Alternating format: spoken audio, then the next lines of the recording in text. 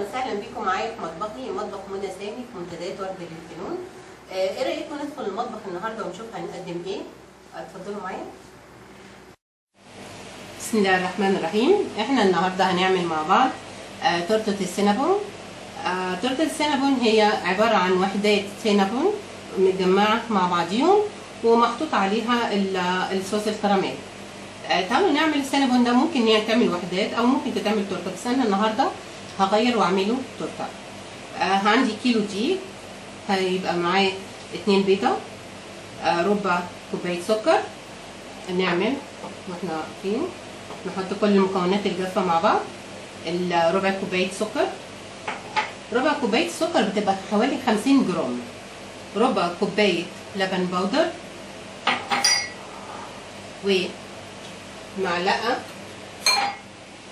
معلقه كبيره ملح طعام، ومعلقه كبيره محسن خبز. المعلقه الكبيره بتكون حوالي 10 جرام، المعلقه الصغيره 5 جرام. لازم الحاجات دي نتعلمها عشان نعرف لو قابلتنا وصفه بالجرامات لازم نعرف بالظبط ايه هي. اوكي، انا كده قلبت كل المكونات الجافه مع بعض. هحط معاها نص الزبده، نص كوبايه الزبده، زبده خاصه بالحلويات. وهنا انا عملت معلقتين خميره وحطيت عليها معلقه سكر عشان تنشط. هقلبها على المكونات كلها، هحط معاهم 2 بيضه. انا هنا باذن الله يعني واثقه ان البيض كويس، لكن ممكن نختبره بحاجه تانية. 2 بيضه. قبل ما اقلب هحط كوبايه ميه دافيه. بسم الله الرحمن الرحيم. هبدا اعجن كل ده مع بعضه واشوف الميه هتاخد ميه قد ايه، لان كل عجين كل دقيق وليه مقدار الميه المناسب ليه. اوكي كده طبعا هي محتاجه ميه.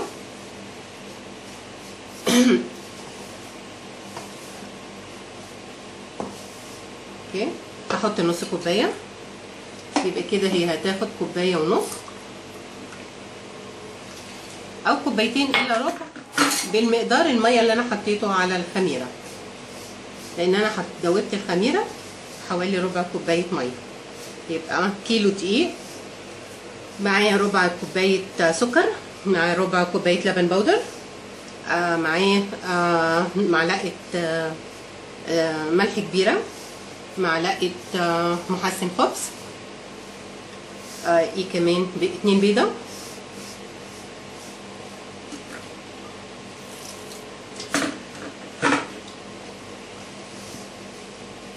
هنقلب كل ده مع بعضه لغايه لما احس انها مش محتاجه ميه.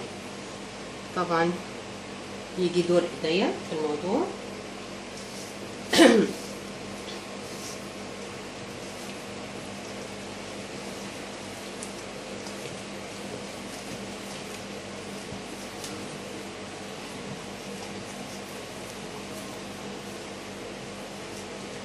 عشان تمتزج اكتر لازم انزلها هنا.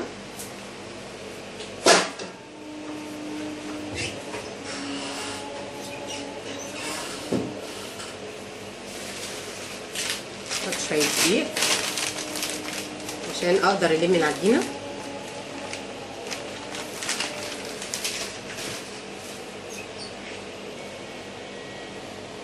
هحاول اعجن بايديا الاتنين لغايه لما اوصل للعجينه انها تكون لا جافه قوي ولا طريه قوي تسيب اثر. اوكي كده العجينه بتاعتي حلوه قوي، مش محتاجه حاجه. كده انا عجنتها وهسيبها حوالي ربع ساعه ترتاح وهبدا اشكلها. انتظروني. رجعنا لكم تاني في مطبخي، مطبخ ورد الفنون، وهنشوف هنعمل ازاي تورته السينابون.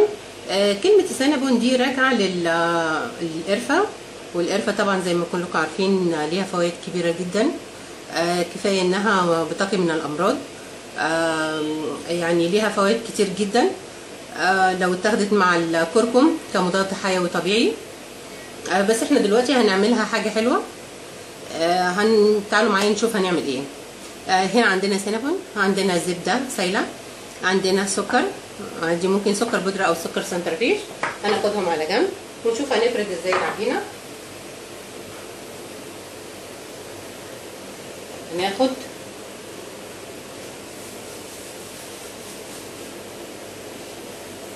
هنمسح بزيت او بسمنه.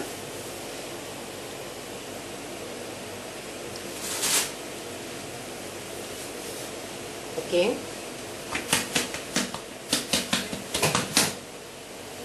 بعد ما العجينه ارتاحت شويه هبتدي افردها. انا عايزه مستطيل، عايزه احصل على مستطيل.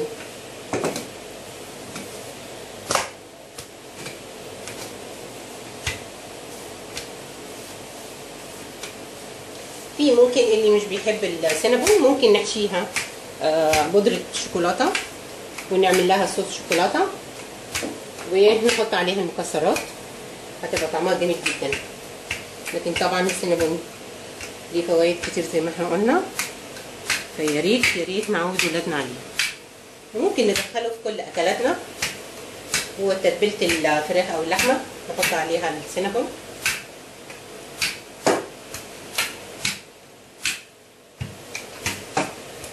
انا عايزاها السمك ده، وهضطر ان انا اقطع الباقي.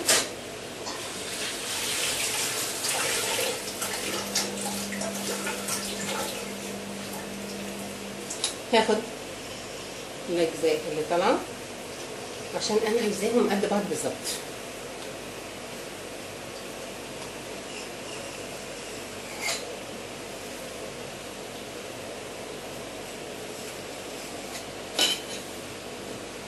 اوكي، عندنا المستطيل ده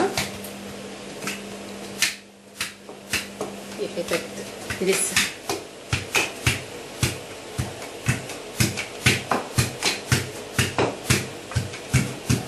اوكي، هاخد الزبده اول حاجه.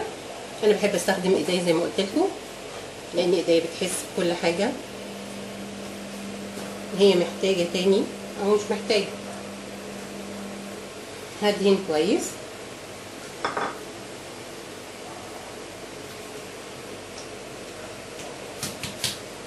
هبتدي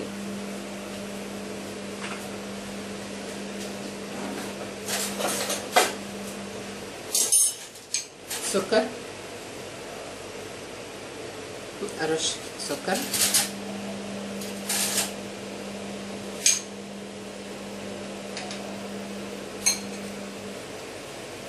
مش عايزه اخرج بره الاطراف قوي عشان ما تتحرقش في الخبيث. بعد ما حطيت السكر هاخد السينابون وابتدي ارش بسيط بسيط، عامله كل الاجزاء وما كترش قوي عشان هي ليها نكهه حريفه شويه.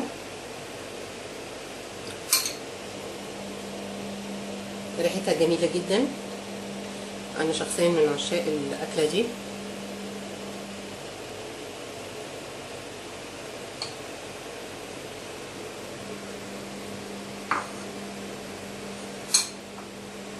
افتكر كده شويه قوي.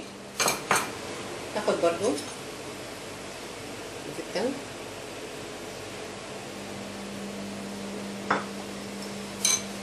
اوكي كده احنا جاهزين لللف.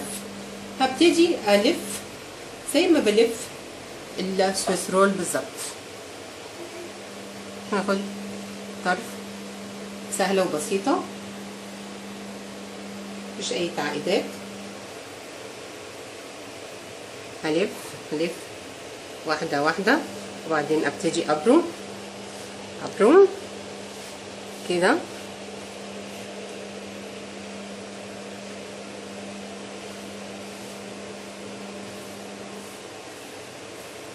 هجيبها عندي كده،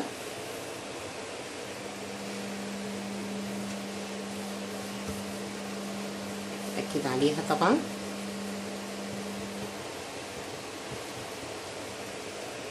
هاخد القطعة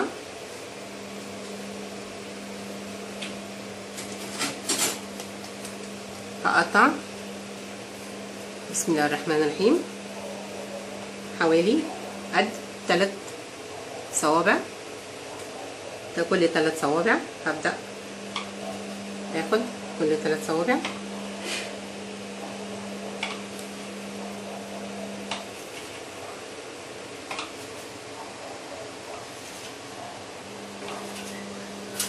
وهبدأ ارسم في الصينية.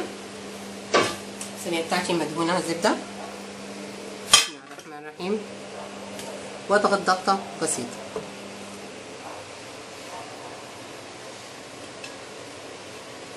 اضغط ضغطة بسيطة واعمل مسافات بينها بين كل واحدة، لان دي طبعا هيتضاعف حجمها.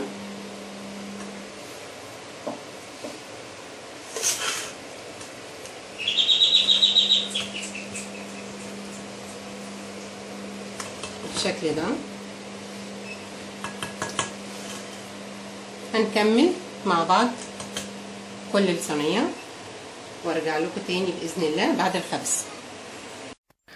وده شكل تورتة السينابون بعد ما خمرت، وزي ما انتم شايفين كده تضاعف حجمها.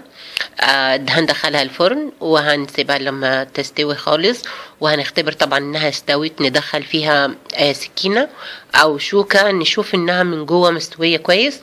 هنسقيها بصوص التوفي او صوص الكراميل. هكتب لكم مقاديره باذن الله وهعمله لكم. وبعدين هنزوقها بالمكسرات. والف هنا وشفا، يا رب تكون عجبتكم ونورتوا مطبخي، واهلا وسهلا بيكم دايما. ميرسي قوي.